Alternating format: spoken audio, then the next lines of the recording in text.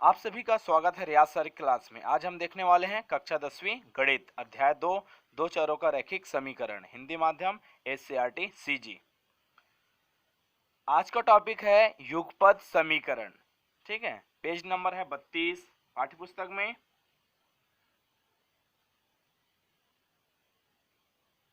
चलिए हम देखते हैं युगपद समीकरण क्या है। एक से अधिक चरों के रैखिक समीकरण के समूह को युगपद समीकरण कहते हैं। एक से अधिक चर अर्थात आपका जो चर रहेगा, ठीक है, वो क्या रहेगा, एक से अधिक रहेगा। रैखिक समीकरण तो हम जानते हैं रैखिक समीकरण में जो चर है ना उसकी घात कितना होता है, अधिकतम एक होता है। तो रैखिक समीकरण के समूह को, ठीक है, तो यहाँ आपका समूह अर्थात समीकरण एक नहीं रहेगा, एक से ज्यादा समीकरण रहेगा। ठीक है, ये कहलाएगा युगपद समीकरण। जैसे देखिए उदाहरण पहला, 2x धन 3y बराबर 8, समीकरण पहला।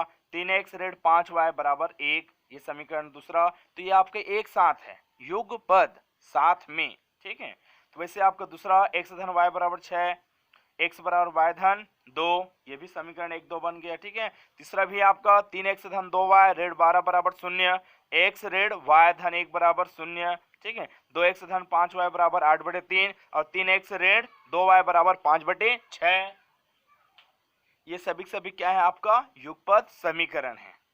ठीक है, तो याद रखना पड़ेगा हमको। ठीक है, युगपद समीकरण जब हम हल करेंगे ना, ठीक है, तो हल करके ऐसे चरों का ऐसा मान ज्ञात करेंगे। यहाँ कौन कौन से चर है, x और y, तो चरों का ऐसा मान क्या होगा, प्राप्त होगा। ठीक है, ज्ञात करेंगे तो ऐसा मान होगा जो सभी समीकरण को क्या करे, संतुष्ट करेगा। ठीक है, समीकरण को क्या करेगा, संतुष्ट।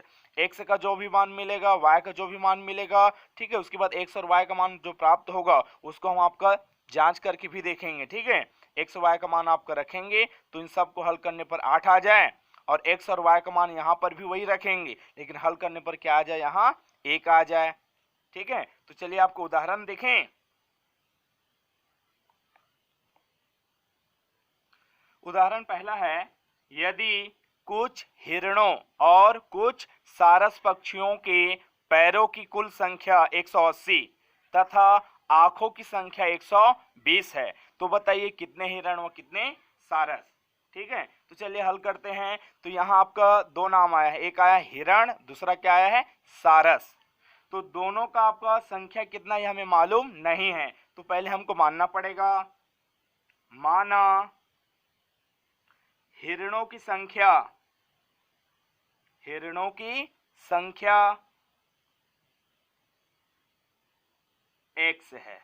माना हिरणों की संख्या कितना है, x, और दूसरा क्या है, सारस पक्षी। तो वैसे यहां दूसरा ले लेते हैं, सारस पक्षियों की संख्या।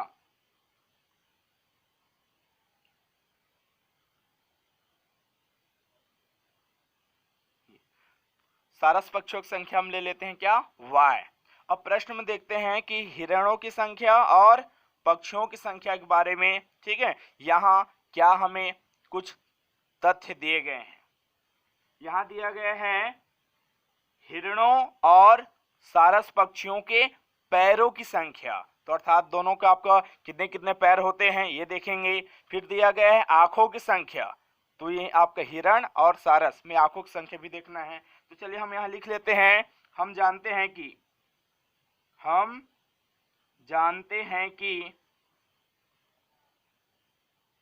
ठीक है, पैरों की संख्या भी बताना है ना।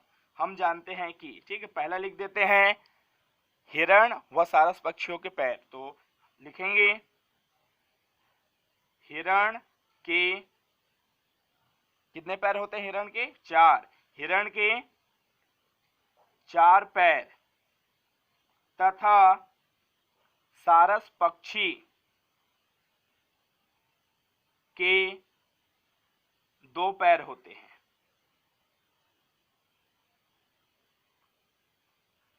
तो यहां हम पैर वाले देख लिए। दूसरा फिर यहां आंख के बारे में भी बोला गया है। ठीक है, तो हिरण के कितने आंख, 2, हिरण के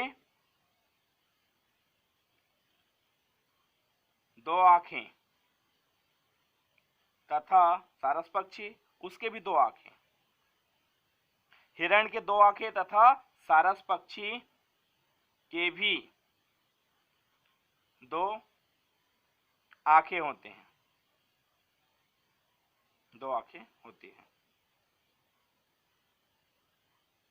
ठीक है, चलिए अब आपका प्रश्नानुसार जैसा आपका बोला गया समीकरण बनाने के लिए वैसे हम बनाएंगे। तो पहला आपका पक्षियों की पैरों की संख्या ना, तो चलिए देखते हैं प्रश्नानुसार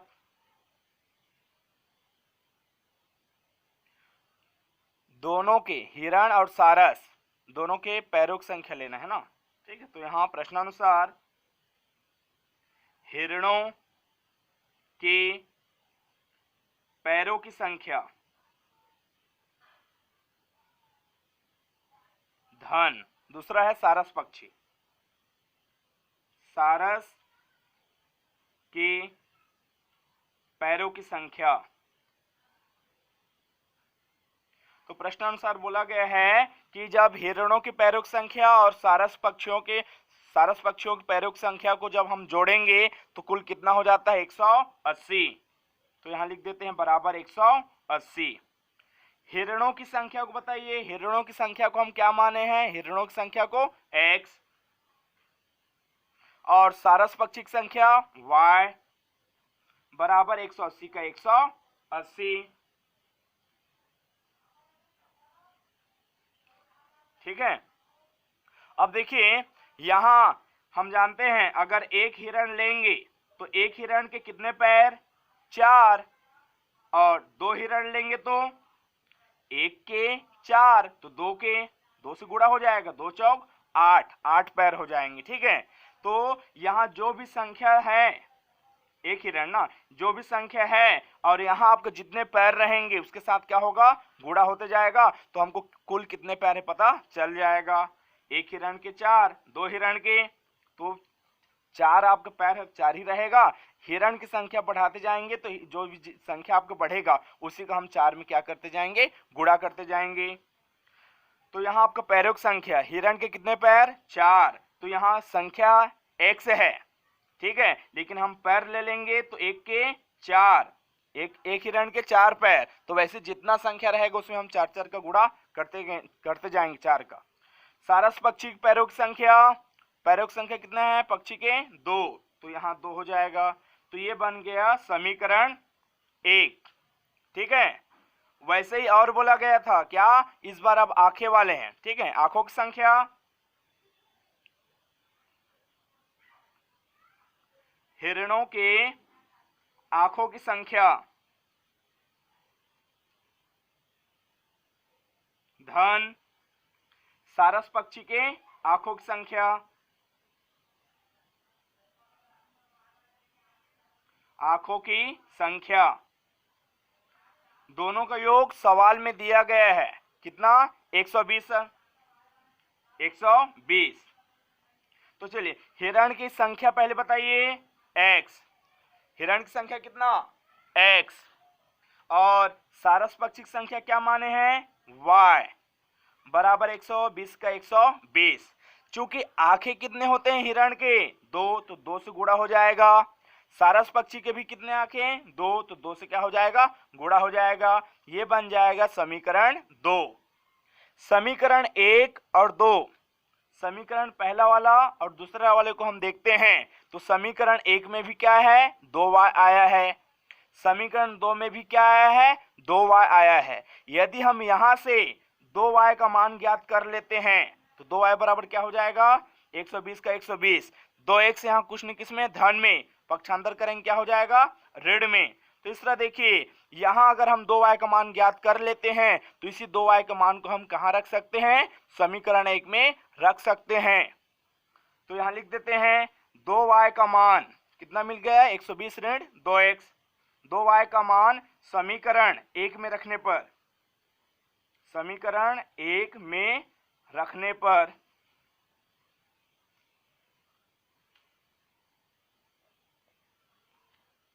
समीकरण 1 है 4x धन 2y, 4x धन 2y बराबर 180।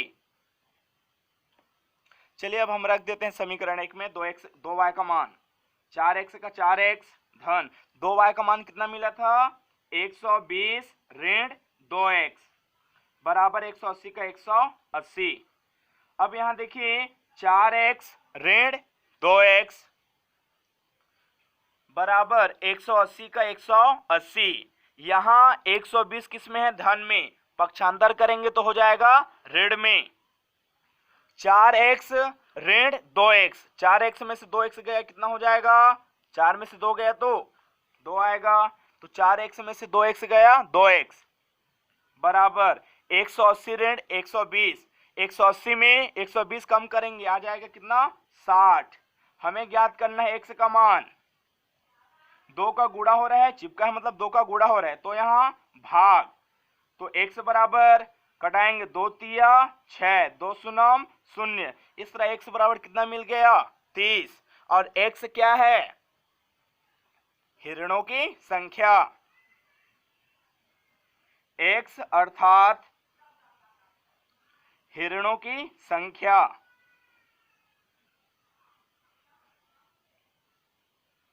कितना हो गया? 30।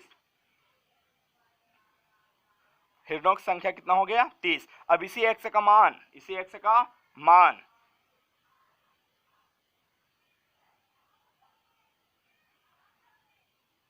x का मान समीकरण हम क्या करेंगे? आपका इस 3 में रखेंगे। इसको हम समीकरण 3 मान लेते हैं, ठीक है। तो x का मान हम क्या करेंगे? समीकरण 3 में रखेंगे। समीकरण 3 क्या है? 2y बराबर 120 ऋण 2x, ठीक है। रखते हैं आपका x का मान। 2y का 2y बराबर 120 ऋण 2 का 2, x का मान कितना है? 30। दोनों चिपका है मतलब बीच में गुणा का चिन्ह है। x का मान कितना? 30।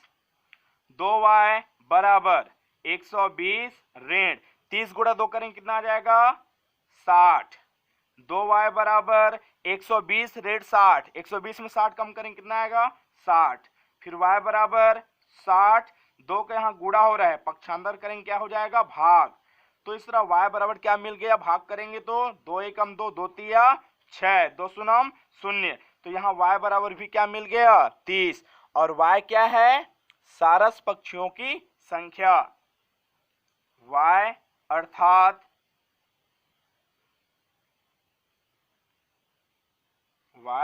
अर्थात सारस पक्षियों की संख्या। पक्षियों की संख्या कितना है? 30। अब चलिए अब आपका यहाँ उत्तर की जांच भी देख लीजिए। x बराबर 30 और y बराबर कितना? 30। उत्तर की जांच आपका दिए गए समीकरण पहले में भी दिए गए आपका जो दूसरा समीकरण प्राप्त किए थे आपका, ठीक है, उसमें दोनों में हम क्या करेंगे? x बराबर 30 और y बराबर 30 रखे हैं। हल करने पर दोनों का उत्तर, यहाँ पर भी 180, बगल में भी 180। समीकरण 1, समीकरण 2 में भी आपका यहाँ बगल में 120 लाना था, तो दोनों पक्ष यहाँ पर भी कितना है? 120 ही आया, ठीक है। तो जैसे कि वहां देखे थे हम क्या, युगपद समीकरण का हल, ठीक है, चरों का ऐसा मान होगा, चरों का ऐसा मान अर्थात x और यहाँ y, ठीक है, चरों का ऐसा मान होगा जो दोनों समीकरण को, पहला वालों को भी और दूसरा वालों को भी क्या करेगा? संतुष्ट करेगा। तो यहाँ देखिए संतुष्ट कर रहा नहीं कर रहा है, दोनों का उत्तर बराबर आया कि नहीं आया? बगल में 180, इधर भी 120, ठीक है। तो हाँ, ये आपका क्या कर रहा है? संतुष्ट कर रहा है। अतः हमारा उत्तर x बराबर 30 व y बराबर कितना? 30, अर्थात हिरणों की संख्या 30 और सारस पक्षियों की संख्या 30। ये हमारा अष्टहल है, ठीक है। Thank you.